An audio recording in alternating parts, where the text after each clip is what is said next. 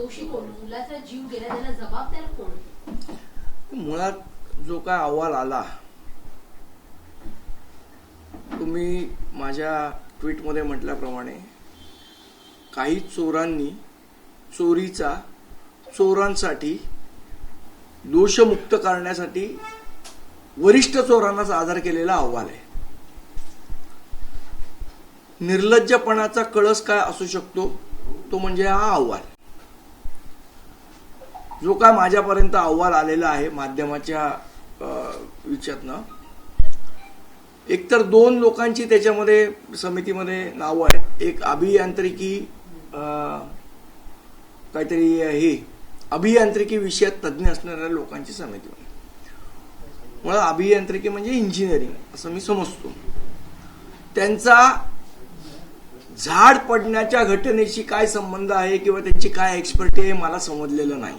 Number 1चा प्रश्न. Number 2, आपल्याला आठवत असेल, 1 मिनिट तुम्हाला हे बोलायचं आहे, मला डिस्टर्ब होतं ना.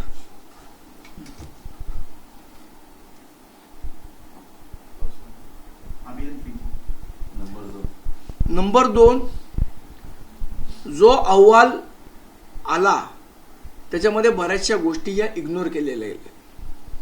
काल आपल्याला आठवत असेल तर आम्ही पत्रकार परिषद घेतली होती. ती पत्रकार परिषद घेताना आम्ही ही बाब प्रशासनाच्या निदर्शनास आणून दिलेली, आपल्याही निदर्शनास आणून दिलेली, की जे त्या आत्ताच्या अहवालात म्हटलंय ना की ट्री रिस्क असेसमेंट आम्ही करणार, या संदर्भातला पत्र 2024लाच महापालिकेकडे आलेलं की आम्ही ट्री रिस्क असेसमेंट करून देऊ. त्याच्यावर माझ्याकडे ते पत्र आहे, त्याच्यावर मुख्यमंत्र्यांचा शेरा आहे की examine and do the needful. मग 2024 ते 2026 जे आत्ताच्या अहवालात म्हटलंय की ट्री रिस्क असेसमेंट आम्ही करू, ते हे 2 वर्ष गार्डन सुपरिटेंडेंट श्री परदेशी यांनी का केलं नाही या संदर्भात अहवालामध्ये कुठेही उल्लेख नाही. आज तुम्ही सांगता की आम्ही ते करू, मग 2 वर्ष तुम्ही का नाही केलं जेव्हा तुमच्याकडे ती टेक्नॉलॉजी अवेलेबल होती? बरं, त्याच्यात त्यांनी असं म्हटलंय की जो कंत्राटदार आहे त्याला आम्ही जबाबदार धरून त्याला काय 2 लाख रुपयाचा दंड. हे जे कंत्राटदार आता नेमलेले आहेत यांच्याकडे कुठलीही एक्सपर्टी नाही, मग त्यांना नेमणारे अधिकारी कोण होते? मग त्यांचा त्याच्यात दोष नाही का? ज्या कंत्राटदारांनी काय ते ट्री कटिंग करायचं नाही करायचं याच्या संदर्भातला अहवाल आता जर आपण टेंडर कंडिशन बघितली तर टेंडर कंडिशन 30 मध्ये त्यांनी स्पष्टपणे नमूद केलेलं आहे की वर्षातनं 2 वेळा झाडाचा सर्वे झाला पाहिजे. अहवालामध्ये म्हटलं सर्वे झाला तर रिपोर्ट कुठे त्या झाडाचा? त्या झाडाचा रिपोर्ट तुम्ही सार्वजनिक करा जर तुम्ही खरोखर केला असेल रिपोर्ट तर. पण तसा कुठलाही रिपोर्ट त्यांनी दाखवलेला नाही. आणि मग रिपोर्ट नाही, मग कोणी रिपोर्ट केला नाही? तर गार्डन डिपार्टमेंटने रिपोर्ट केला नाही का? तुमच्या टेक्नॉलॉजी अवेलेबल असून तुम्ही रिपोर्ट का नाही तयार केलात? मग गार्डन सुपरिटेंडंट याला जबाबदार नाही का? बरं, ते काहीतरी पर्जन्य जलवाहिनीचं काम, मग त्यांनी ते दूर केलं वगैरे असं लिहिलंय. मुळात पर्जन्य जलवाहिनीचा तिकडे ज्यांनी काम केलं त्याच्यामुळे झाड पडलं असं निष्कर्ष आहे का तुमचा? मग उगीच पर्जन्य जलवाहिनीचं काम कशाला घुसडवलंय? तर ते गार्डन डिपार्टमेंटला क्लीन चिट द्यायला घुसडवलं. असे अनेक प्रश्न या अहवालामधनं तयार होतात, याची उत्तरं ते देत नाहीयेत. आणि जेव्हा काल आम्ही पत्रकार परिषद घेतली मनसेनी आणि हे त्यांच्या निदर्शनास आणले की 2 वर्ष तुमच्याकडे ट्री रिस्क असेसमेंट ही टेक्नॉलॉजी तुम्हाला मुख्यमंत्र्यांनी सांगितलं वापरायला, असून वापरली नाही, तरी निर्लज्जपणे काल रात्री तुम्ही अहवाल प्रसिद्ध केलात की याच्यामध्ये कोणाचा दोष नाही. आम्ही जे आरोप काल केले, ज्या फॅक्ट्स आम्ही मांडल्या, त्या फॅक्ट्समधनं गार्डन सुपरिटेंडंट परदेशी यांना वाचवण्यासाठी म्हणून कालच्या काल हा अहवाल रात्री कसा आला? इतके दिवस आला नाही. कालच्या पत्रकार परिषदेने लगेच संध्याकाळी अहवाल तयार झाला तुमचा. याचा अर्थ परदेशींना वाचवण्याचं कटकार असतात हे महानगरपालिकेतले अधिकारी करतात. बरे, कोण जो 2 अधिकारी आहेत अभियांत्रिकी आणि विशेष अभियांत्रिकीचे, माळवदे आणि कोणतरी समती, यांची एक्सपर्टी काय? की त्यांनी गार्डन सुप्रिंटेंडंटला क्लीन चिट द्यावी. मला असं वाटतं ह्या सगळ्या गोष्टी आपण बघितल्या आहेत आणि अशा, मी मुद्दाम हा शब्द वापरतोय, अशा फुल्ली फुल्ली फुल्ली फुल्ली आणि फुल्ली लोकांना मनसे धडा शिकवल्याशिवाय राहणार नाही. जर तुम्ही कारवाई केली नाहीत, यांना क्लीन चिट देण्याचा प्रयत्न केला तर अभूतपूर्व असा गोंधळ जो काय होईल त्याची जबाबदारी आयुक्तांची राहील. आणि मग जर तमाशा बघायचा तर त्यांनी बघावा महापालिकेने. हे अशा पद्धतीने कोणालाही आम्ही वागू देणार नाही. याच्यामध्ये आता महाराष्ट्राची बदनामी होत नाही का, हा मुख्यमंत्र्यांना प्रश्न आहे माझा, की तुम्ही एका चिमुरड्याच्या मृत्यूबद्दल इतके असंवेदनशील आहात की तुमच्या अधिकाऱ्यांना वाचवण्यासाठी खोटा अहवाल तयार करता. तुम्ही खोटं बोलता, बाकीचे मुद्दे तुम्ही त्याच्यात विचारात घेत नाही आणि थातूर मातूर काय 27 किलोमीटर वाऱ्याने का 25 किलोमीटर वेगाने वारे, मग बाकीची झाडं का नाही पडली, तेच झाड कसं पडलं? याचा अर्थ त्या ट्रीची, त्या झाडाची रिस्क असेसमेंट तुम्ही केली नव्हती. मग जर झाडं त्यांनी असं सांगितलं की 1000 झाडं पडली म्हणून हे झाड पडलं, मग 28 लाख झाडं पडली नाहीत, त्याच्याबद्दल काय?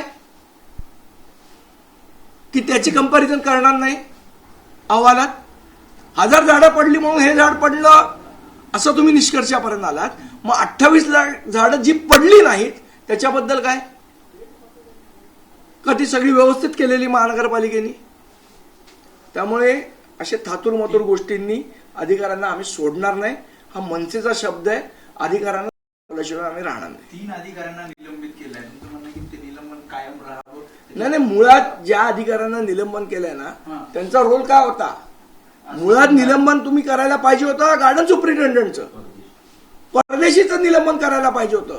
कारण 2024ला ट्री रिस्क असेसमेंट ही यंत्रणा एकाने आणून दिली होती, तरी त्या यंत्रणेचा वापर 2 वर्ष तुम्ही केला नाहीत. 2 वर्षात त्या यंत्रणेला तुम्ही कामाला लावलं नाहीत.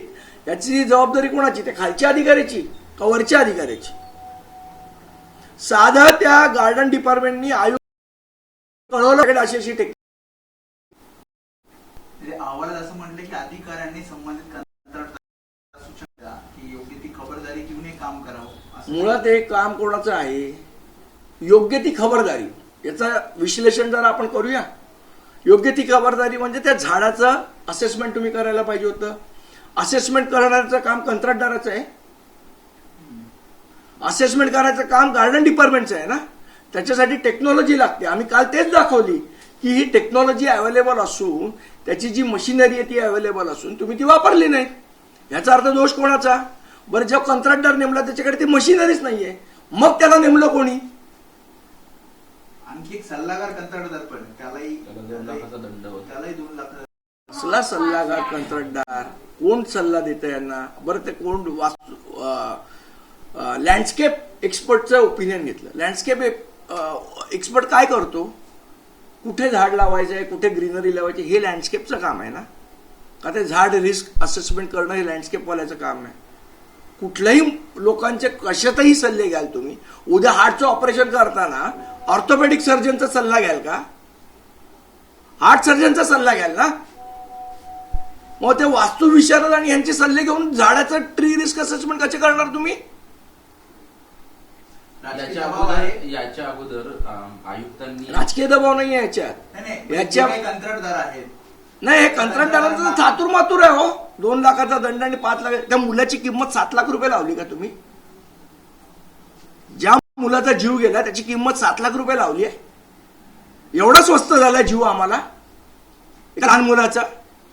याच्या अगोदर आयुक्तांनी म्हटलं होतं की सीसी रोड हे झाड पडण्यासाठी कारणीभूत नाहीत. महापौर म्हणतायत सीसी रोड कारणीभूत आहेत. मुळात हे दोन्ही गोष्टी कारणीभूत. तुम्ही झाडाचं, मी पुन्हा पुन्हा सांगतोय, आपण मला असं वाटतं वेगळ्या प्रश्नांवर चर्चा करतोय आणि आपल्याला वेगळीकडे भरकटवण्याचा प्रयत्न आयुक्त करतायत आपापसात वाद घालून. मुळात त्या झाडांची ट्री रिस्क असेसमेंट म्हणजे झाड किती धोकादायक आहे याची असेसमेंट करायला 2 वर्ष तुमच्या हातात होती, कोणीही असेसमेंट केलं नाही. मग आता कॉन्क्रीटमुळे झाड पडलंय का नाही पडलंय अशा वेगळ्या वादामध्ये अडकवण्याचा प्रयत्न, डिसेबल करण्याचा प्रयत्न बिपिन शर्मा आणि भिडे मॅडम दोघंही करतायत. त्यांनी हे बंद केलं पाहिजे. आम्ही मूर्ख नाही आहोत. देशपांडे सर, नेहमी अशा घटना घडल्याच्या नंतर संबंधित कंत्राटदारावर सामान्य कारवाई होते. ज्यांना एक सामान्य 2 लाखाचा दंड काय फरक पडणार आहे? दोषी ठरवलं जातं त्यांना. मुळात त्याच्यामध्ये खरे मासे वेगळे असतात. नेहमी बघायला गेलं तर जे मुख्य अधिकारी असतात ते जरी आपण फांदी कट केली तरी ते दंड ठोठावतात. मग यांच्याच पगारातून हे का वसूल करू नये? नाही, पैसे वसूल करायचा 2 लाख आणि 5 लाखाचा विषय नाही हो. तुम्ही विषयाचं गांभीर्य समजून घ्या. एका माणसाचा जीव गेलाय. त्या अधिकाऱ्याला कायमस्वरूपी घरी बसवणं महत्वाचं आहे, जेणेकरून बाकीच्यांना कळेल की आपण नीट काम केलं पाहिजे. जर अधिकाऱ्यावर कारवाई झाली नाही आणि 2 लाख रुपये दंड भरून जर अधिकारी सोडतो, आत्ता भरेल दंड. त्याच्याकडे काय पैशाची कमी आहे? एवढ्या बिल्डरना झाडा ट्री कटिंगची एनओसी दिली, 2 लाखाने काय फरक पडणार आहे परदेशीला? विषय पैशाचा नाहीये. विषय व्यवस्था बदलण्याचा आहे. विषय व्यवस्था सुधारण्याचा आहे. ती सुधारण्यासाठी तुम्ही जर अधिकाऱ्यांना क्लीन चिट देत फिरलात तर व्यवस्था सुधारणार कशी? त्यामध्ये काही समितीने उपाययोजना सांगितल्या, 20-25 उपाययोजना. अरे ह्याच उपाययोजना 2024 सालचं पत्र आहे मुख्यमंत्र्यांनी पाठवलेलं एमसीला, तेव्हा का नाही सुधारणा केल्या? ही कुठली समिती आणि कोण आहेत तज्ज्ञ हे लोक? यांची अक्कल काय शेण खायला गेली आहे? एका माणसाचा जीव जाऊन पण जर यांना संवेदना होणार नसेल, हे भावना विवश होणार नसतील, तर अशा अधिकाऱ्यांचं काय करायचं?